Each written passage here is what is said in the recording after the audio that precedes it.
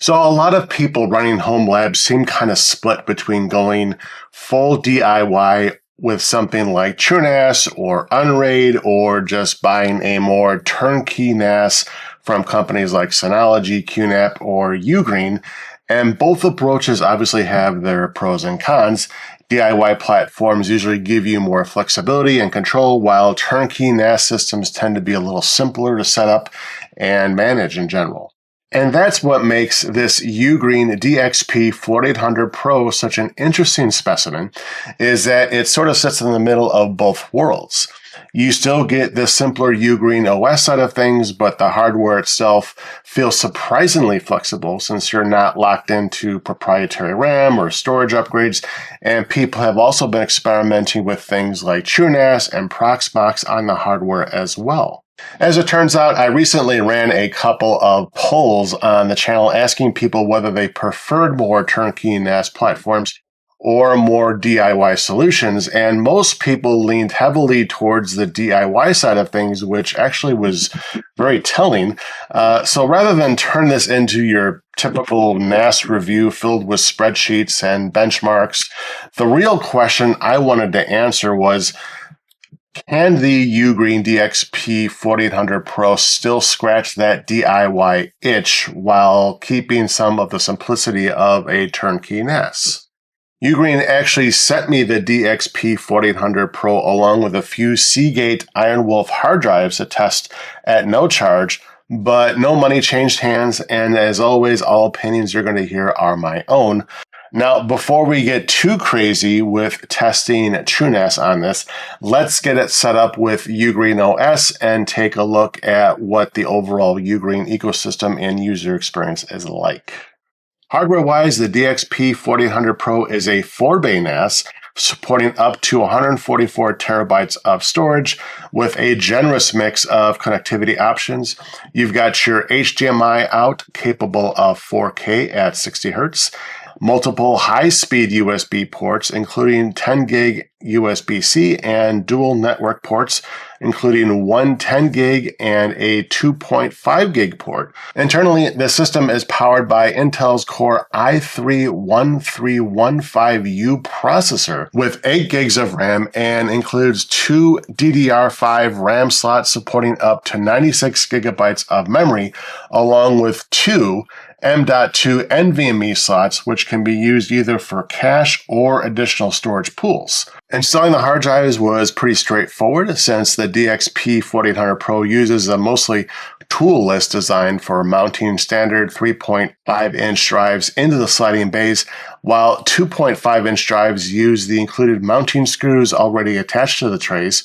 Once installed, the drive trays slide in with a satisfying click, and you can also lock the bays using the included keys if you want a little extra security. And yes, the standard SATA hard disk drive bays are hot swappable on NAS Sync series models like the DXP4800 Pro, although hot swapping SSDs and NVMe drives is not officially supported according to UGREEN's documentation.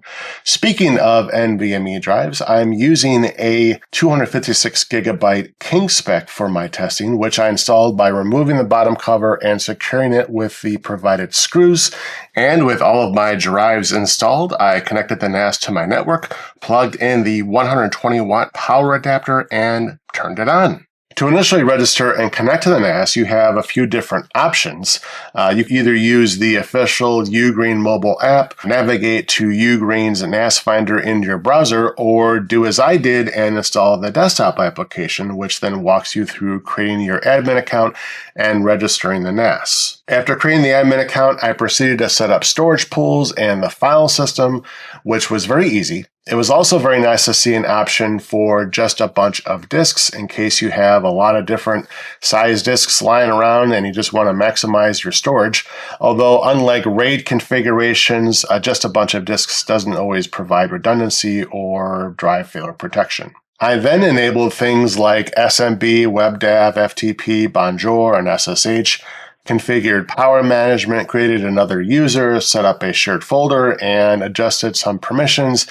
And honestly, all of that took like a minute and a half. And if you do get stuck here, there's a built-in help system with links to tutorials and documentation right from within the interface. Now, compared to something like Synology or QNAP, UGREEN's app selection is still relatively small, but you still get a lot of the core functionality most people are looking for, including photo and media apps, snapshots, virtualization tools, file syncing, cloud drive support for services like Google Drive, OneDrive, and Dropbox. The Photos app also ties into UGREEN's built-in AI model system for things like facial recognition, tagging, duplicate image detection, text recognition, and even cat and dog breed recognition. Overall, a lot of these features worked well with the exception of cat and dog breed categorization and recognition. When I was browsing photos of my dog, I didn't see any options for categorizing breeds, tagging pets, or really any indication that the AI model was even active. I even tested this on my other UGREEN DXP4800 Pro NAS running the same current version of UGREEN OS and saw the same behavior, so I'm not entirely sure if it's a limitation of the current version or just something I might be missing, but it definitely wasn't obvious from the interface. I also noticed that parts of the AI documentation in UGREEN's knowledge base seemed incomplete, so I wasn't really able to find a clear solution online. Stepping away from the AI and Photos app, UGREEN also includes some built-in options for accessing your files remotely, so if you're on the go and need to look up a document, there's a feature called UGREENLink, which is similar in function to Synology's Quick Connect, so you don't need to mess around with port forwarding. That said, if you're kind of more security conscious, you could always disable these services entirely or just use something like Tailscale or a VPN instead. Speaking of security, the SSH settings actually let you limit access to your local network, and the system even recommends using timed SSH access instead of leaving it permanently enabled. And for malware protection, UGREEN uses the open source ClaimAV antivirus engine, which is interesting, the same antivirus platform used in TrueNAS. I also like some of the smaller security-focused touches throughout the UGREEN OS, things like automatic IP blocking after repeated failed login attempts, optional firewall controls, TLS encryption settings, and built-in two-factor authentication are all easy to configure right from the control panel. There's even support for certificate management and session controls, so overall, the platform does seem to put a decent amount of focus on basic security and account protection right out of the box. Additionally, there's a desktop icon that basically mirrors the web interface, so whether you're using the browser, desktop, or mobile app, the experience feels very consistent overall. Personally, though, for simplicity, I tend to prefer more dedicated apps for things like photo browsing and file syncing rather than essentially duplicating the entire web UI across every platform. Now, one area where a lot of people are going to be spending a lot of time on this NAS is media streaming. For that, you can either install the Jellyfin app directly, or if you want a little more control, you can spin it up with a container through the Docker app instead. Honestly, using the Docker app reminded me a lot of using Portainer, as it's very straightforward. You basically search for the image, download it, and then you can create the container. It's very simple. There's also a project feature that lets you deploy and manage multiple related Docker containers together using a single YAML file. So instead of manually setting up every container one by one, you can launch an entire stack at once, like this Joplin note-taking app shown here running on my DXP4800 Pro, which includes both the application along with its PostgreSQL database container all in one YAML. Switching over to power consumption, the DXP4800 Pro hovered around 3.5 watts at idle, and even after spinning up a Ubuntu VM with 4 gigabytes of RAM allocated, installing Chromium within the VM, and simultaneously streaming a 20-minute 4K video through Jellyfin on the 10 gigabit LAN, power usage only climbed to around 43 to 44 watts, which was very impressive for a NAS like this. So overall, the UGREEN OS felt pretty clean and easy to use. The app ecosystem is still maturing, although it does already include apps like Home Assistant, OpenClaw, which is new, office productivity, and as we saw, virtualization and a dedicated Docker app if you want to deploy containers manually. The default security settings seemed fairly sensible out of the box, and power efficiency throughout my testing was actually pretty good. So now let's switch gears and install TrueNAS on the 256 gigabyte NVMe drive we installed earlier so we can preserve the original UGREEN OS install. I'm also going to swap in a different set of 2 terabyte Iron Wolf drives so we don't mess with any of the existing UGREEN storage pools or data.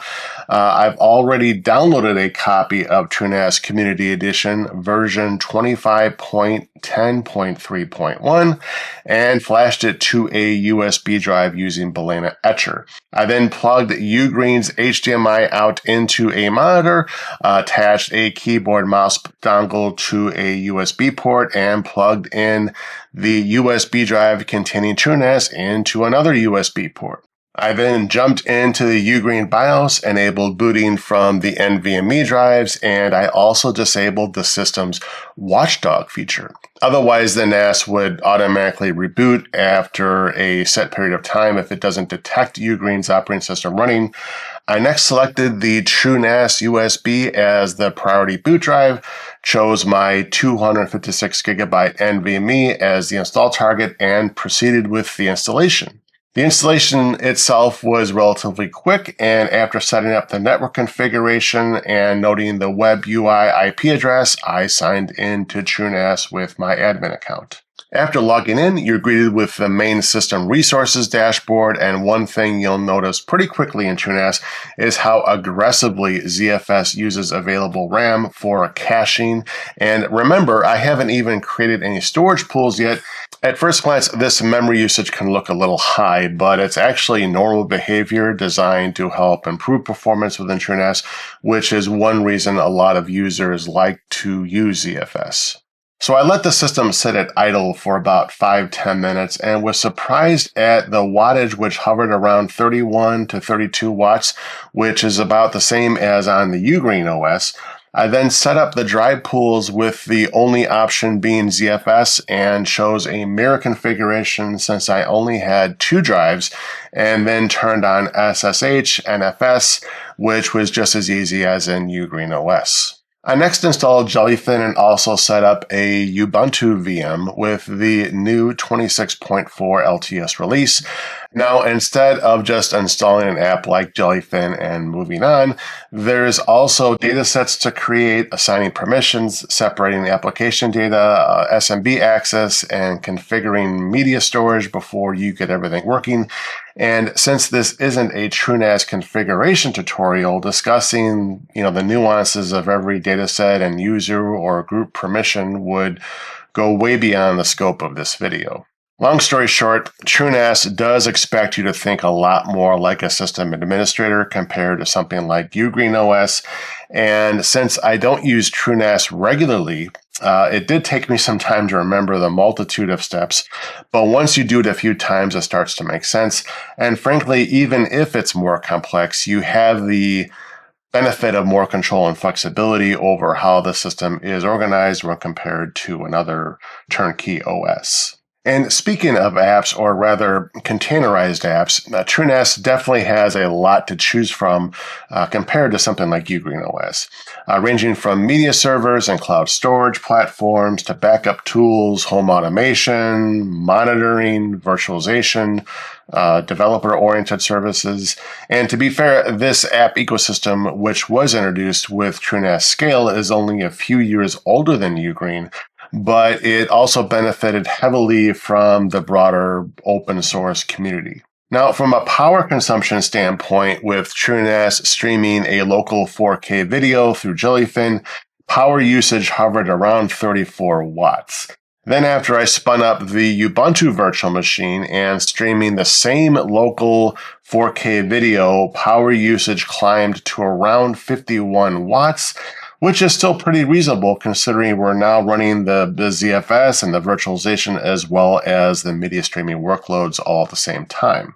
So after spending a lot of time with both UGREEN OS and TrueNAS on the DXP4800 Pro, I really think UGREEN has identified an interesting middle ground here. Even though the system officially ships with and designed around the UGREEN OS, if you just want a polished turnkey NAS experience with media streaming, backup, Docker support, virtualization, and simple remote access, UGREEN OS is definitely the way to go and is very easy to use. And at the same time, the hardware itself feels open enough if you eventually want to experiment with something more DIY focused like TrueNAS or Proxmox or another operating system entirely, you're able to do that. Now, personally, if I were setting something up for a family member or somebody that wasn't very familiar with a NAS, I'd definitely be going more towards UGREEN OS installed because it's designed to be simpler and more approachable. But for somebody who enjoys tinkering data sets, virtualization containers, running something like TrueNAS on the hardware was actually pretty fun. So in the end, this isn't a face-off of UGREEN OS versus TrueNAS. It's more about figuring out which approach fits you better, especially if you're someone sort of like me that's kind of on the fence between turnkey and DIY. The DXP4800 Pro hardware itself feels well suited for either scenario, and what with the Core i3 processor, support for up to 96 gigabytes of RAM, dual NVMe slots, and the faster 10 gigabit networking, you're already got a lot of room to experiment whether you want a simpler NAS setup or something more open source and home lab focused.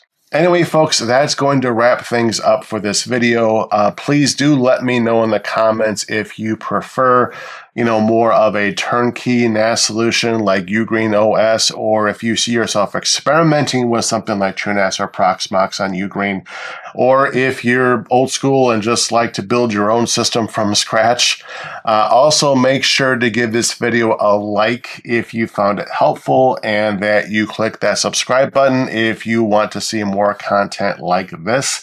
I wanted to thank UGREEN for sending me this review kit for testing, and a special shout out to Dom and my other loyal Patreon supporters. You know who you are. Thank you all for watching. We'll be talking to you again very soon.